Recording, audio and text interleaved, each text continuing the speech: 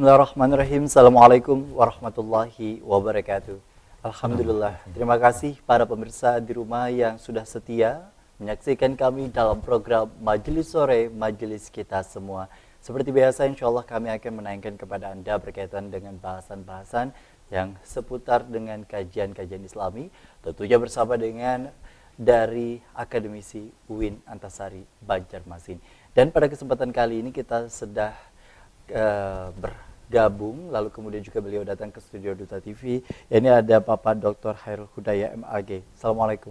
Waalaikumsalam warahmatullahi wabarakatuh. Ya? Alhamdulillah sehat. Alhamdulillah, Masya Allah ya. Karena itu nikmat yang luar biasa. Betul, dengan sehat itu kita bisa beraktivitas ya. Betul. Beraktivitas, beribadah dan lain sebagainya. Ke Duta TV bisa kan. Betul, Masya kegiatan.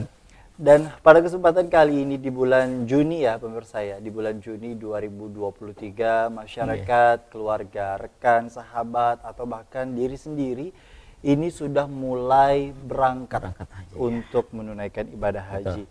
Yang dimana ibadah haji ini penyempurnaan rukun Islam yang kelima dan dirindukan oleh seluruh umat muslim di seluruh dunia. Karena tidak semua dari kita memiliki kesempatan itu.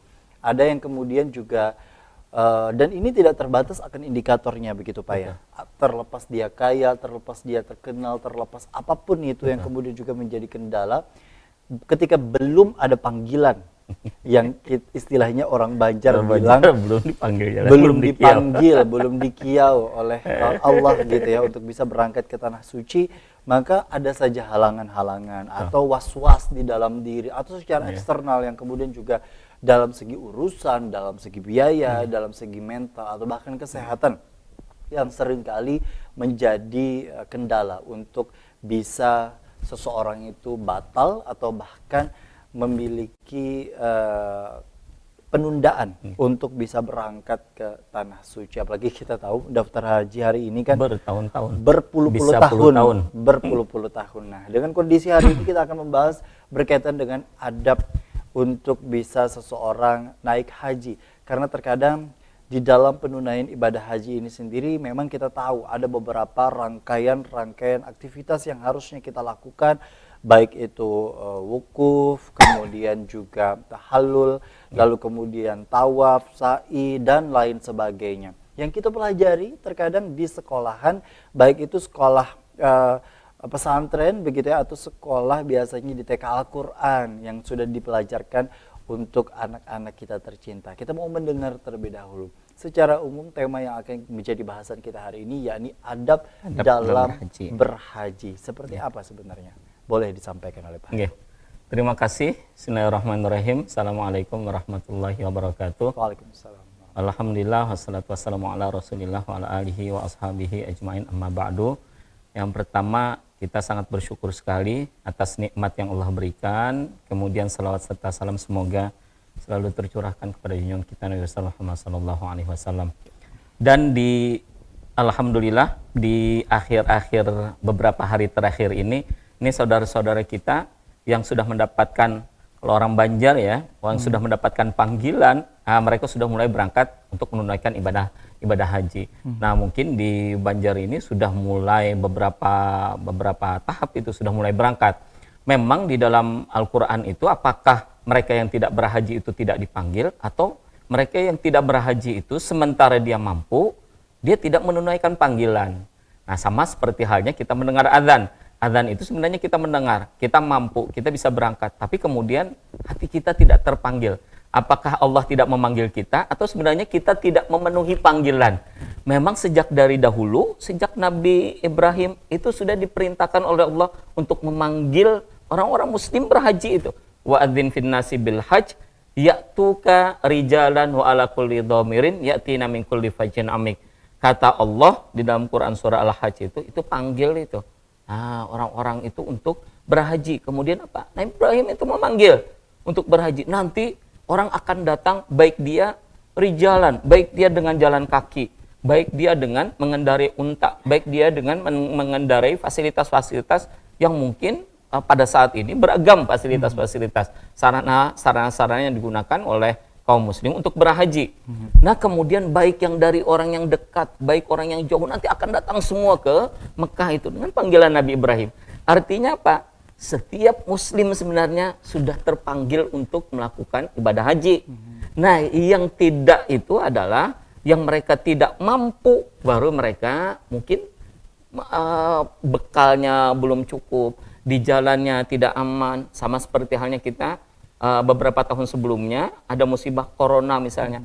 Semestinya waktu kita itu adalah terpanggil untuk melakukan ibadah haji. Tapi karena ada halangan, kita terhalang untuk mendapatkan panggilan itu. Betul. Atau untuk memenuhi panggilan itu. Nah pada dasarnya setiap muslim itu wajib merasa terpanggil.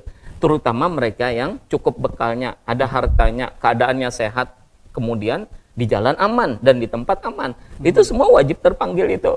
Jadi mereka yang memiliki harta tapi kemudian tidak berangkat, maka kata Nabi tidak berhaji, maka nanti ketika meninggal itu pilih antara dia menjadi Yahudi kah atau dia menjadi Nasrani kah. Nah, saking beratnya bahwa mereka itu menjadi penyempurna keimanan kita itu. Nah, keyakinan kita terhadap ibadah haji itu wajib kah tidakkah? Nah, padahal dia mampu untuk melakukan itu. Padahal dia mampu untuk memenuhi panggilan itu. Tapi dia merasa tidak terpanggil. Siapa yang tidak memanggil? Semua memanggil. Ibrahim itu memanggil. Kita memenuhi panggilan itu kah? Tidakkah? Nah ini yang jadi persoalan itu. Padahal kita semua wajib merasa terpanggil kita. Nah apalagi yang saat-saat ini itu memang ibadah haji itu berat itu lama waktunya, biayanya mahal, diperlukan kesehatan fisik yang mungkin harus sehat betul-betul, prima betul, karena melakukan ibadah haji selama mungkin beberapa hari nanti di situ 40 hari kan mungkin bagi haji yang plus mungkin agak lebih sedikit waktunya. Tapi yang jelas itu tetap diperlukan fisik yang kuat. Ini mereka-mereka yang telah memenuhi beberapa ketentuan itu wajib mereka berhaji. Jangan merasa mereka tidak dipanggil oleh Allah. Mereka dipanggil semua dengan panggilan Nabi Ibrahim itu. Wa'adzin fin nasi bil haji, itu panggil itu orang-orang untuk berhaji itu. Dan ini sebutan dan seruannya untuk muslim. Tidak disebutkan istilahnya muslim yang kategorinya seperti apa. Tidak. Begitu Pak ya. Walaupun memang seringkali kalau kita memaknai yang namanya rukun Islam, apalagi menyebut rukun Islam yang kelima, naik haji bagi yang mampu. Naik haji yang mampu. Man istata'a ilaihi sabila. Nah, istita'ah ini sendiri kan mampu di sini kan beragam sebenarnya. Betul. Indikatornya, bukan dalam artian hanya sebatas materi saja. Betul. Banyak soalnya yang kemudian juga kita saksikan bersama, mereka yang kemudian secara materi tidak memiliki kemampuan, tapi ada orang yang mau berangkatkan untuk bisa naik ibadah haji dan lain sebagainya.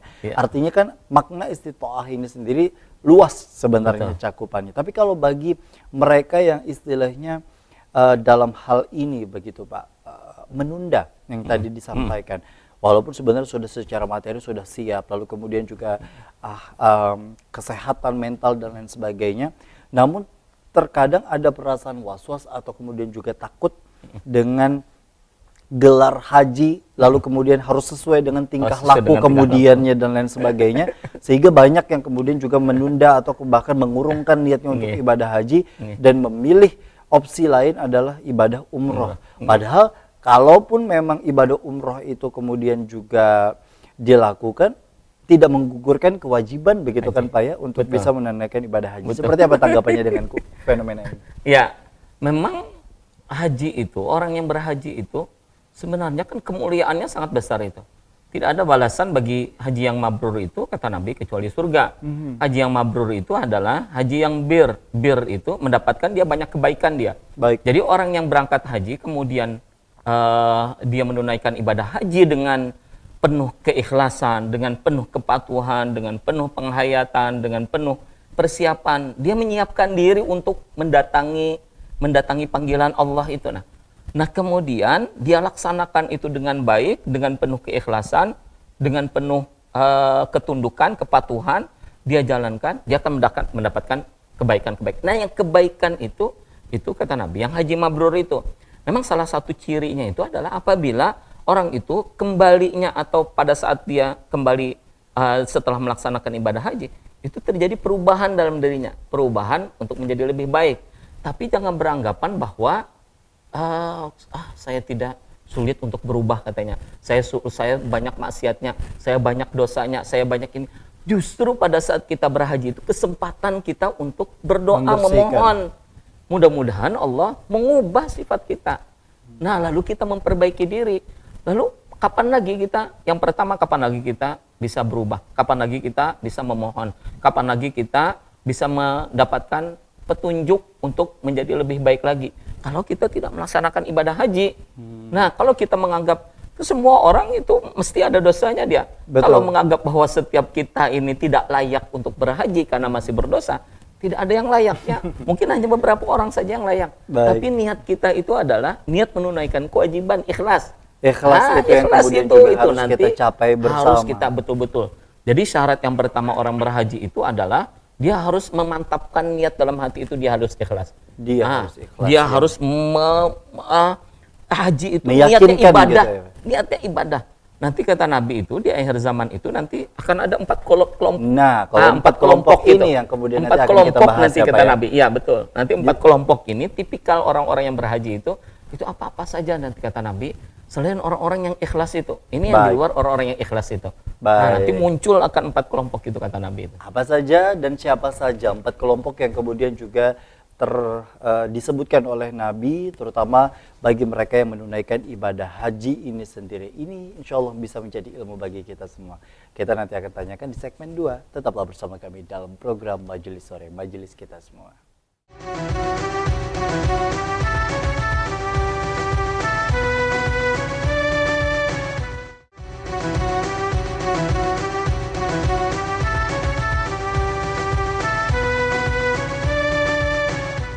Terima kasih Anda masih bersama kami dalam program Majelis Sore, Majelis Kita Semua. Disebutkan oleh Rasulullah SAW yang tadi disampaikan oleh Pak Hairul, ada 4 kelompok ternyata di akhirat nanti, begitu Pak ya? Di akhir zaman nanti di akhir akan zaman muncul, nanti akan betul, muncul 4 kategori, 4 kelompok itu. 4 kelompok yang kemudian juga dengan berbagai klasifikasinya bagi mereka yang melaksanakan ibadah haji selama masa dunia saat ini. Kita tahu usia dunia ini sendiri kan hadir ketika Nabi Adam tercipta. Betul. Dan kemudian juga munculnya penunaian ibadah haji ini sendiri kita tahu dari zaman Nabi Ibrahim, begitu Pak ya. Lalu kemudian antara jarak Nabi Ibrahim hingga ke Nabi Muhammad SAW ini sendiri kan cukup jauh sebenarnya rentangnya. Tapi dengan berbagai hal-hal yang kemudian juga secara peribadahan ini kan merefleksikan kembali istilahnya sejarah-sejarah dalam hal pelemparan jumroh, kemudian juga tawaf hingga sa'i dan lain sebagainya. Artinya kan kondisi seperti ini bertahan sebegitu lama dan bahkan disempurnakan istilahnya oleh Nabi Muhammad SAW yang sudah kita pelajari bersama-sama dalam berbagai hadis maupun juga tata caranya. Nah, kalau disebut tadi ada 4 kelompok, siapa saja kira-kira Pak? Nah, jadi kata Nabi nanti di akhir zaman itu nanti ada 4 kelompok gitu yang mereka ketika berhaji itu memiliki tujuan yang bukan karena Allah itu. Yang pertama nanti ada kelompok as-salatin kata Nabi itu para sultan-sultan. Mungkin para penguasa, mungkin para mereka yang terkenal, mereka yang di masyarakatnya itu dikenal luas, itu as-salatin. Nah, yang pertama para sultan-sultan kata Nabi. Kelompok yang pertama itu. Kemudian yang kedua itu adalah kelompok para tujar kata Nabi. Kelompok para pebisnis, para pengusaha. Nah, kemudian yang ketiga itu al-masakin. Jadi disebutkan juga orang-orang miskin itu masuk kelompok yang ini juga nanti. Nah, kemudian yang keempat itu adalah al-qurra kata Nabi, orang yang pandai bacaan-bacaannya bagus itu. Nah, nanti mereka tujuannya berhaji itu bukan tujuannya karena Allah itu. Maka diingatkan kita bahwa berhaji dari itu, 4 ini apakah semuanya atau semuanya? Yang pertama mungkin salah satunya bisa masuk kita ya. Yang pertama itu as-salatin kata Nabi. Orang yang itu penguasa, dia di satu daerah, satu tempat, orang dia terkenal, orang dia di masyarakat mungkin di daerahnya disanjung-sanjung, itu ketika berhaji, maka kadang-kadang tujuannya itu linuzah, untuk pamer, untuk bangga, untuk biar menaikkan ratingnya mungkin ya, untuk dia. Nah, tujuannya berhaji itu apa? Apa tujuan berhaji? Bukan untuk ibadah, bukan untuk ikhlas betul-betul. Dia tutup semua akses untuk orang itu melihat kegiatan-kegiatan dia ibadah. Nah, dia hanya memfokuskan diri pada saat dia datang ke haram, ke tanah haram, dia niatkan bahwa kedatangan di sini memenuhi panggilan Allah untuk ibadah, tidak untuk berbangga-bangga, tidak untuk pamer, tidak untuk mengangkat derajatnya, tidak untuk apa-apa, karena Allah. Tapi nanti ada kata Nabi, yang orang berhaji itu dari para sultan, dari para penguasa-penguasa. Itu untuk apa? Untuk tujuannya linuzah, untuk berbangga, untuk biar dilihat, untuk biar dia menguatkan posisinya, untuk ini segala macam. Nah, ini para penguasa-penguasa kata Nabi. Kemudian yang kedua, nanti ada yang datang ke berhaji itu adalah para tujar, para pedagang. Oke. Nah, yang para pedagang ini apa? Pikirannya adalah untuk pedagang, untuk bisnis. Nah, karena di kampung membawa apa? Karena dijual di sana yang itu mahal harganya. Nah, lalu apa? Lalu ketika datang ke berhaji, datang ke Masjidil Haram, itu bukan untuk fokus kepada ibadah. Tapi apa? Tapi dicari, nah untuk ini, untuk ini, untuk ini, untuk ini. Jadi kadang memenuhi panggilan sepenuh hati itu. Jadi kadang memenuhi panggilan sepenuh hati itu untuk ibadah. Tapi apa? Untuk bisnis, untuk pedagang itu. Nah, tujuannya itu adalah untuk kita, meskipun berdagang itu dalam sudah ibadah haji, sudah kita menaikkan ini segala macam, sudah kita itu tidak dilarang, tapi itu akan menyibukkan kita dari beribadah. Nah, coba bayangkan kalau kita kuliah kemudian sambil berdagang. Adalah perdagangan itu tidak menyibukkan kita dari aktivitas kita yang utama, misalnya kita kuliah.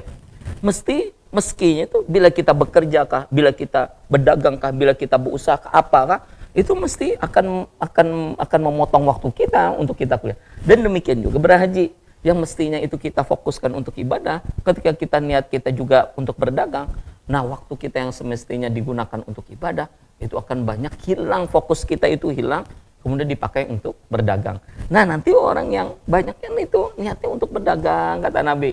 Nah, kemudian yang ketiga ada kelompok yang ketiga itu kelompok yang para orang-orang miskin ya Nabi. Nah, itu disebutkan juga masakin itu. Orang-orang miskin itu niatnya apa? Niatnya adalah untuk meminta, memohon dunia.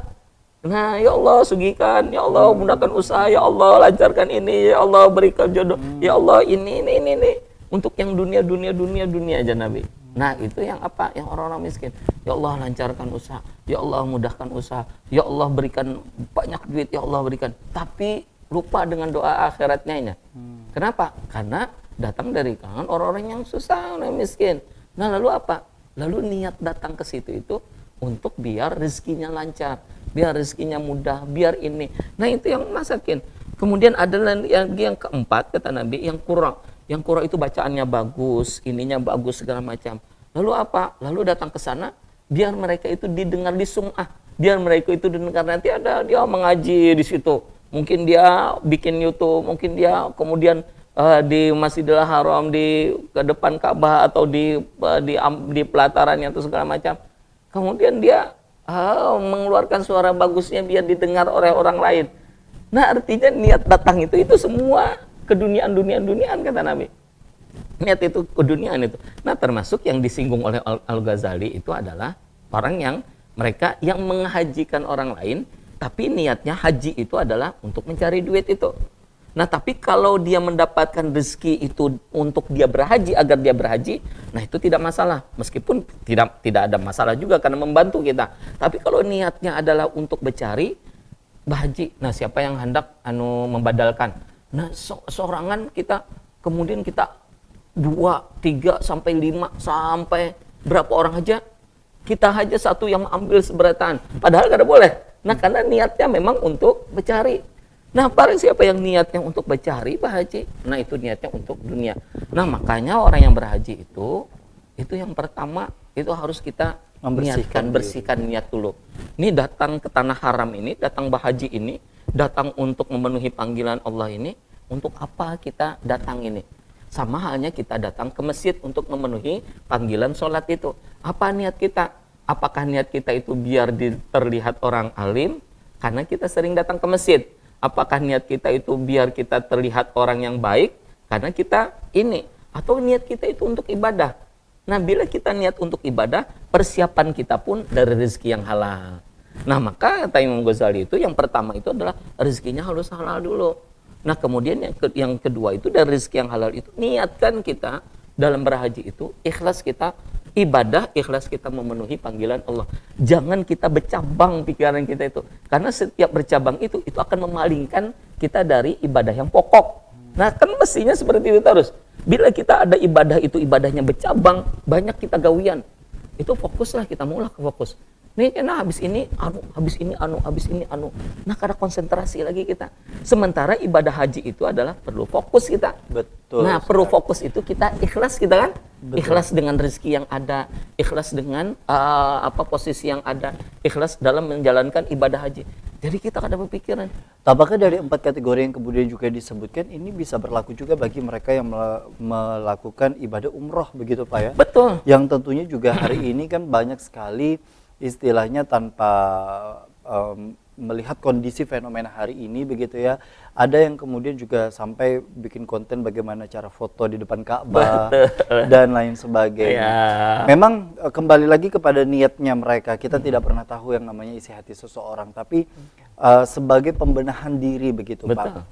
Betul. Niat apa yang kemudian juga secara utuh mungkin masuk dalam kategori yang sudah benar nih untuk bisa menunaikan ibadah umroh dan ibadah haji. Apakah misalnya ketika kita ingin ke sana ke Baitullah, ketika misalnya memiliki niatan untuk bisa ziarah ke makam Rasulullah, lalu kemudian bisa melihat secara langsung Ka'bah sendiri seperti apa, lalu kemudian dengan kondisi rasa takzim kita, rasa takjub kita, sesekali mungkin kita berfoto tapi tidak kemudian juga menjadi dominan pada saat prosesnya. Apakah itu sudah masuk dalam kategori yang dibenarkan atau seperti apa lagi? Jadi aktivitas kita itu akan terlihat mana yang lebih kita fokuskan, mana yang tidak. Bila kita fokusnya itu adalah ibadah, maka kegiatan kita, mulai dari pikiran kita, rencana kita, kegiatan kita, itu adalah untuk ibadah. Tapi bila fokus kita itu adalah untuk tujuan yang lain, mestinya untuk tujuan yang lain itu. Nah, karena datang ke Masjidil Haram itu bukan untuk tawaf misalnya. Dia tawaf, tapi tawafnya itu adalah bukan untuk ibadah, tapi untuk konten misalnya. Dia tawaf itu dia ada di hadapan Ka'bah bukan untuk itu. Karena dari awal, dari pikiran dia dirancang sudah dari awal. Kita itu kan melakukan kegiatan itu karena berdasarkan niat. Semua orang itu mesti ada niatnya. Nih datang ke tempat ini mau apa nih? Nah, kalau misalnya mau mengisi itu, maka kita fokus pada mengisi. Tapi kalau niatnya yang lain, banyak yang lain ini segala macam, kita tidak akan fokus itu. Nah, ada yang kemudian juga melakukan perekaman seperti itu. Kita memang sudah ada di dunia digitalisasi ya Pak ya. Lalu kemudian memang tidak bisa dipungkiri bahwa penggunaan kamera, penggunaan apapun juga tampaknya kalau kita lihat bagi kita yang belum ke sana pemirsa ya, ini memang rasanya diboleh-bolehkan saja begitu ya. Karena sudah tidak sanggup lagi sampai itu. Tidak sanggup lagi untuk kemudian mentoler atau melarang. Berbeda dengan dulu begitu ya. Betul-betul dilarang begitu. Dilarang. Nah, dengan kondisi seperti ini Pak, ini kan artinya kembali lagi kepada niatnya. Ketika misalnya dia merekam sesuatu hingga kemudian dia sambil tawaf, lalu keliling sambil merekam dirinya dan lain sebagainya untuk memberikan gambaran bahwa tawaf ini seperti ini. Lalu kemudian gambaran istilahnya dengan niatan untuk memberikan informasi bahwa kondisi tawaf ini kondisinya seperti ini, cuacanya seperti ini dan lain sebagainya. Apakah itu juga masuk dalam kategori yang istilahnya dalam adab begitu Pak ya? Ini masuk dalam kategori su'ul adab atau seperti apa? Yang penting kita tunaikan dulu ibadah kita sepenuhnya. Jangan ibadah itu dicampur dengan hal-hal yang lain. Nah, kemudian kalaupun kita mau foto sebagai kenangan, sekedarnya saja. Nah, jadi sekedarnya saja itu tidak menjadi fokus utama kita. Beda dengan kalau itu menjadi fokus utama kita. Kalau fokus utama kita apa? Lalu dari awal pun kita sudah foto-foto. Di dalam pada saat pelaksanaan ibadah kita juga foto-foto. Kemudian kita miss call dengan ini, dengan kawan, dengan ini segala macam. Lalu apa? Lalu fokus kita itu bukan fokus untuk ibadah. Tapi fokus kita itu adalah fokus yang lain. Dan apa yang disampaikan oleh Pak Hairul ini pun juga bukan semata-mata opini, tapi Rasulullah langsung begitu Pak ya? Betul, karena pembagian dan kata Nabi nanti di akhir zaman itu orang macam-macam lihat orang ibadah itu. Melihat dalam situasi kondisi hari ini, Rasul menyebut akhir zaman. Apakah dari 4 kategori ini sudah ya, kalau kita lihat, terkaca semua? Ya, kalau kita lihat mungkin sudah muncul itu. Banyak orang yang niatnya itu mungkin macam-macam nanti kan. Kalau kita hadir langsung di hadapan Ka'bah, kalau kita lihat bagaimana perilaku mereka, termasuk kan para ulama-ulama Saudi kemudian mengkritik mereka-mereka yang suka selfie di depan Ka'bah, itu kan sering kita dengar itulah. Harusnya itu bisa menjadi gambaran untuk kita, Betul, Pak, ya. artinya kan bahwa sebenarnya mereka mengingatkan kita, buat apa datang jauh-jauh? Buat apa mahal-mahal biayanya? Buat apa nunggu lama-lama? Kalau toh ternyata begitu datang, itu tidak Bukan fokus ibadah kita untuk fokusnya. ibadah. Nah, lalu apa yang dicari? Lalu apa Baik. yang diniatkan? Lalu apa yang dimaksud?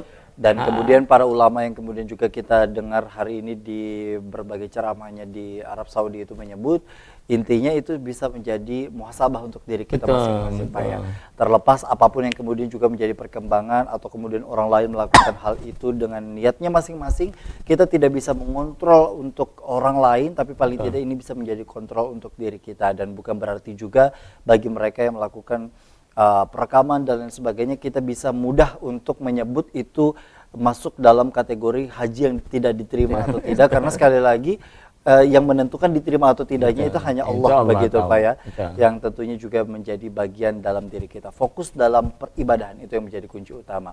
Nah, di segmen berikutnya nanti kita akan tanyakan sejauh mana sebenarnya peranan untuk adab-adab dalam ibadah berhaji. Kita tahu ada beberapa rangkaian, salah satunya tahallul dan kemudian juga hal-hal lainnya. Tapi kalau kita lihat ada yang kemudian juga sampai membotakkan rambutnya, ada yang bahkan juga gondrong begitu ya. Ada yang kemudian juga masih beberapa muslim-muslim di dunia yang kemudian menggunakan tato dan lain sebagainya. Apakah ada kemudian hal-hal yang harus dipenuhi untuk kita belajar kembali ya secara basicnya mungkin seperti apa sebenarnya untuk orang menunaikan ibadah haji itu sendiri dengan berbagai rangkaian yang ada di dalamnya. Kita kembali usai jeda, tetaplah bersama kami dalam program Majelis Sore, Majelis Kita Semua.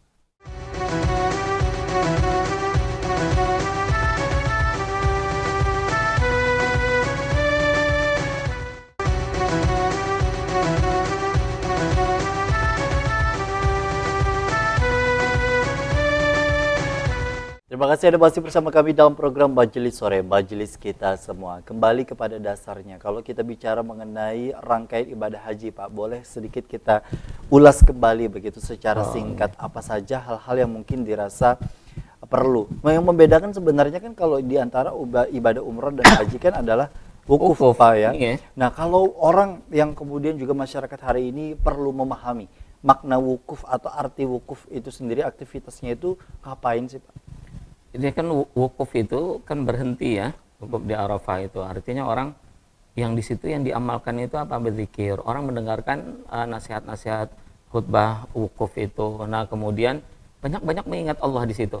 Banyak-banyak bahwa kita bertaubat, kita beristighfar di situ, kita beribadah di situ. Nah, ini amalan-amalan yang mulia itu pada saat kita wukuf di Arafah itu bagi orang yang berhaji ya. Nah, nanti yang mereka-mereka yang ada di daerah mereka berpuasa, mereka kan itu amalan-amalan yang doa-doa yang dikabulkan pada saat itu kita menyadari diri kita itu berhenti sebentar di tengah kesibukan yang begitu banyak, mungkin di tengah begitu banyak cobaan. Betul. Kita merenungkan bagi diri kita itu. Nah, hakikat kita itu, kita dari mana, kemudian kemana kita, mau apa kita di dunia ini, nah kemudian untuk apa kita di dunia ini, kenapa Allah ciptakan kita, mungkin kita wukuf itu perenungan kita ya, merenung kita, mungkin kalau kita paham muhasabah, kalau kita paham mungkin orang yang khutbah wukuf itu mungkin kita nasihat-nasihat itu kan paham itu. Nah, pada saat Nabi khutbatul wada itu yang khutbah perpisahan itu, Nabi juga mengingatkan itu kepada para sahabat-sahabatnya itu. Nah, jangan sampai memakan hak harta orang lain, jangan sampai menyakiti orang lain, jangan sampai, itu kan nasihat-nasihat bagi kita itu. Nah, pada saat kita wukuf itu. Nah, jadi apa? Kita perenungan diri sebenarnya pada saat kita wukuf itu. Nah, ini yang mungkin yang dimaksud dengan wukuf itu. Nah, kalau sekarang orang memahami, oh ini penuh kepanasan, ini itu segala macam. Betul. Nah, padahal yang dimaksud itu adalah itulah hakikat kita, tidak semua kehidupan kita itu nyaman. Sesuai dengan apa yang kita Sesuai inginkan. apa yang kita maukan, nyaman kayak di hotel, kemudian macam-macam nanti orang yang ada di situ kan. Ini berdempet-dempetan, ini orang tidak. Karena kan itu juga bagian dari diistilahkan, ujian kita itu. diistilahkan juga sebagai istilahnya miniatur padang Pada mahsyar. masyar. Yang kemudian juga menjadi pengingat bahwa Dan untuk diri kita ketika nanti insya Allah kita memasuki padang mahsyar, masuk dalam golongan yang mana begitu Pak ya? Yang tentunya juga menjadi pengingat untuk diri kita. Tapi kalau bicara mengenai ibadah haji ini sendiri kan Pak, dari 4 yang sudah dikategorikan oleh Nabi, tampaknya satu persatu sudah mulai terlihat begitu Pak ya, tanpa kita menyebut istilahnya siapa orangnya. Betul. Tapi melihat secara keseluruhan, apalagi istilahnya negara di dunia, bukan hanya Indonesia, di seluruh dunia istilahnya, yang kemudian juga berlomba-lomba untuk bisa datang ke ibadah haji Betul. dengan kuota yang masing-masing. Betul. Dengan kondisi seperti itu, sebenarnya sejauh mana kita memantapkan diri untuk bisa menyiapkan mental atau kemudian juga menyiapkan kondisi sebelum dan sesudah, karena terkadang persiapan yang dilakukan oleh orang lain kebanyakannya sebelum begitu Pak. Ya. Ketika sesudah ibadah haji ini sendiri, kembali lagi istilahnya ke pengaturan awalnya, atau bahkan jauh lebih buruk, nauzubillah. Seperti apa sebenarnya? Jadi kan kita sering ya, bila orang berhaji itu kemudian memang perlu persiapan juga sebenarnya. Karena di situ kan lama waktunya, apalagi orang-orang tua kita dulu itu yang berhaji, kalau itu naik sampai kapal 3 bulan, gitu, naik kapal 6 bulan, beberapa bulan kan dalam perjalanan dan lain sebagainya itu. Jadi perlu persiapannya memang perlu banyak. Tapi kata Imam Al-Ghazali, persiapan itu jangan terlalu berlebihan. Kalau dulu itu orang karena mungkin di sekitar Arab, lalu mereka berhaji itu dengan menunggangi unta, menunggangi bigol dan lain sebagainya. Itu jangan membebani hewan katanya. Jangan membawa pakaian-pakaian itu yang berlebihan, jangan membawa pakaian-pakaian itu yang mewah segala macam. Nah, ini adab-adabnya juga. Jangan kita membebani beban kita itu, bawaan kita itu berlebihan. Jadi yang mestinya itu cukup hanya untuk 1 bulan 40 hari, kita menyiapkannya sampai untuk 2 bulan misalnya. Nah, itu kan artinya membebani. 1 hari 5 baju gitu. Iya, 1 hari kita siapkan 5 baju. Nanti lagi ini segala macam. Lalu kita fokusnya tidak fokus lagi nanti. Fokusnya hanya fokus itu. Lalu kita bawa makanan ini, makanan itu, nanti di situ masak kita, nanti di situ ini segala macam. Jadi acaranya sama kayak acara di rumah, acara di kampung. Nanti sibuk belanja, sibuk ini, sibuk segala macam lah. Nah, artinya memang dalam berhaji itu kita harus sesederhana mungkin. Makanya orang berhaji itu juga, kata Imam Al-Ghazali itu, penampilannya pun ash akbar, yang kayak di hadis Nabi, orang musafir itu jadi modelnya tidak teratur, tidak karena perjalanan jauh, dia menampakkan ketundukannya, dia menampakkan kelemahan kita sebagai manusia datang ke tanah haram. Kita menempatkan posisi kita sebagai orang yang miskin, orang yang lemah. Jadi orang yang lemah datang ke Masjidil Haram menghadap Allah kita. Jadi bukan datang ke rajanya, di raja seluruh alam, kita kemudian menampakkan bahwa kita raja juga.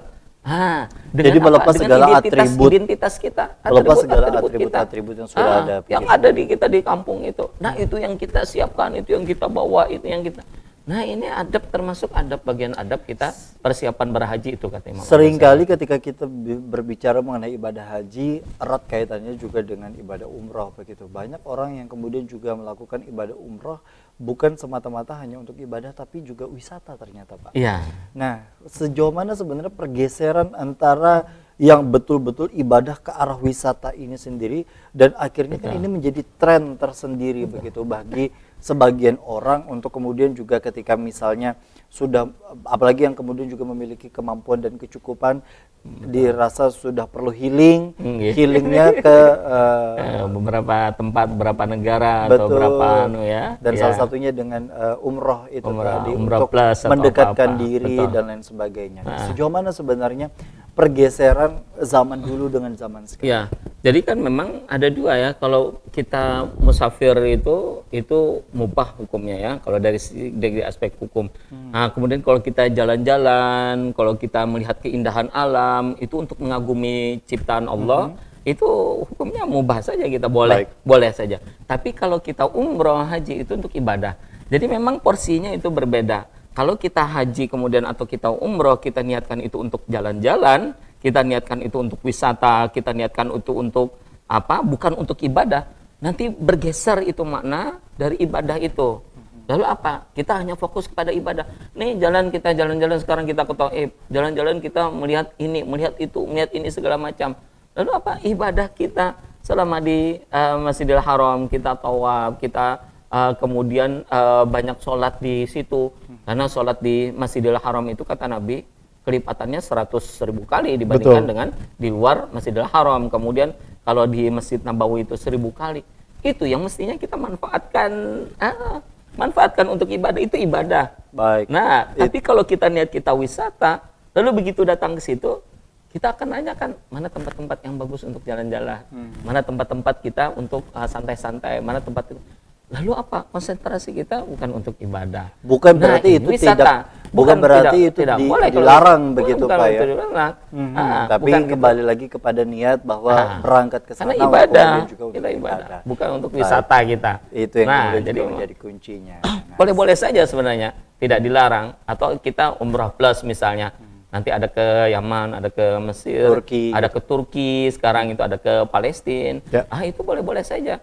Itu kan kita melihat, mengagumi ciptaan-ciptaan Allah itu. Baik. Nah, kemudian kita melihat dunia yang Allah ciptakan itu untuk asal dalam jangan kerangka lupa dengan ibadah kita, pokoknya. ibadah pokok kita jangan Istilahnya kita ibadah pokok itu Betul. sendiri selain Jangan sholat 5 kita waktu abaikan. gitu, Pak, ya. Jangan kita Betul-betul abaikan. sholat-sholat yang kemudian juga diutamakan. betul. Baik. Nah, di segmen berikutnya nanti kita akan bahas lebih lanjut, tetaplah bersama kami dalam program Majelis Sore, Majelis Kita Semua.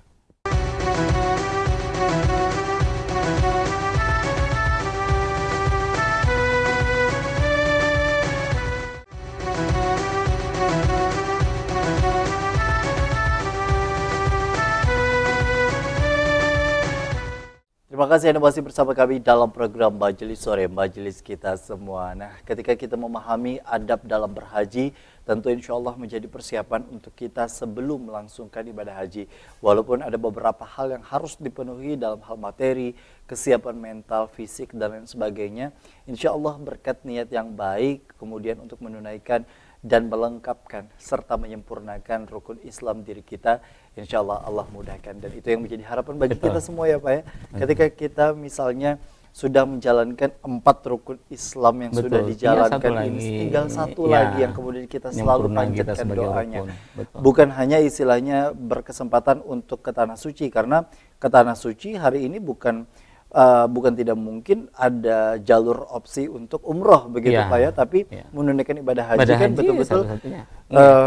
ada diatur. Ada aturan, hukum ada kewajiban ketentuan. di sana untuk diri kita sebagai Betul. umat muslim.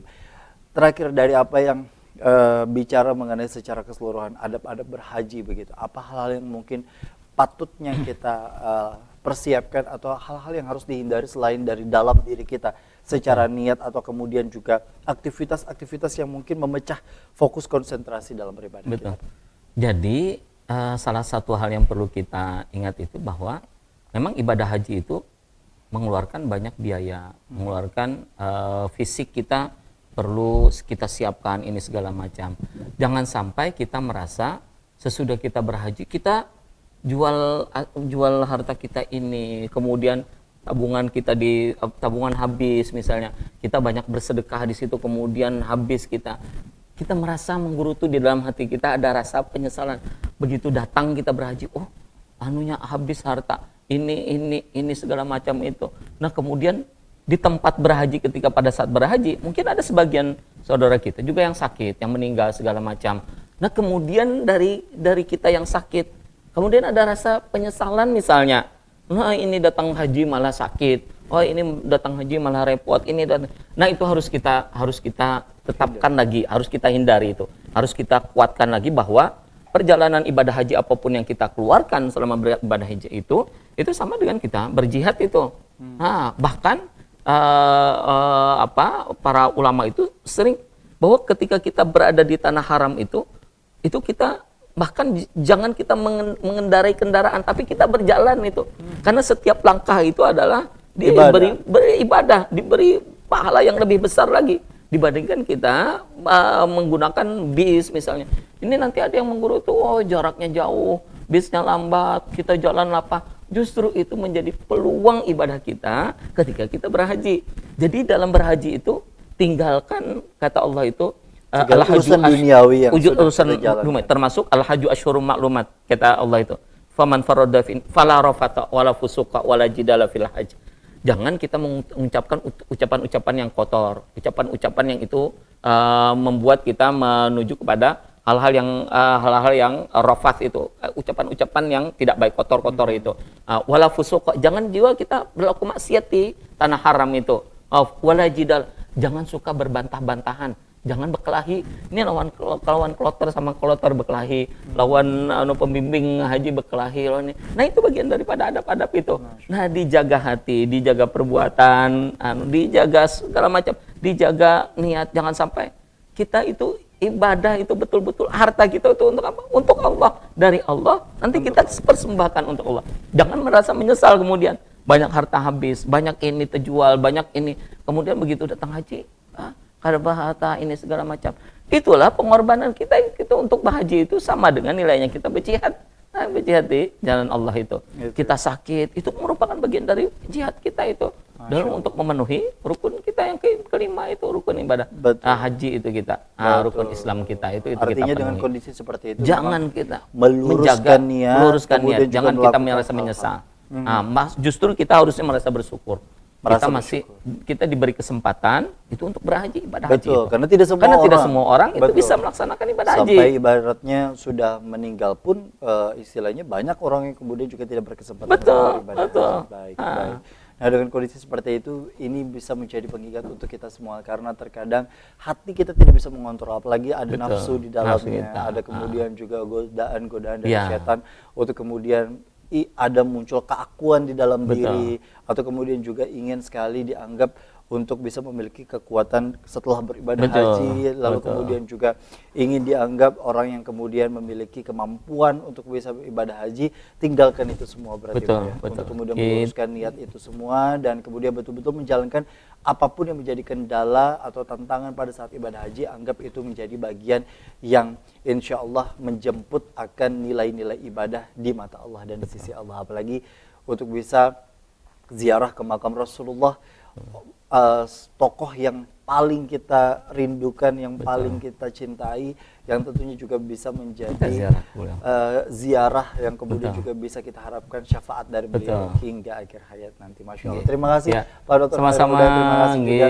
bagi para pemirsa di rumah. Semoga bermanfaat tontonan ini. Mudah-mudahan kita seberatan, berhaji seberatan. Amin ya rabbal kesempatan untuk haji kita. Amin ya rabbal alamin. Terima kasih juga bagi para pemirsa di rumah. Semoga tayangan ini bukan hanya menjadi tontonan, tapi juga insya Allah menjadi tuntunan untuk kita semua. Akhirnya saya Gusti Muhammad Hermawan dengan salah hilap mohon maaf. Hidayah mengucapkan terima kasih. Wassalamualaikum warahmatullahi wabarakatuh.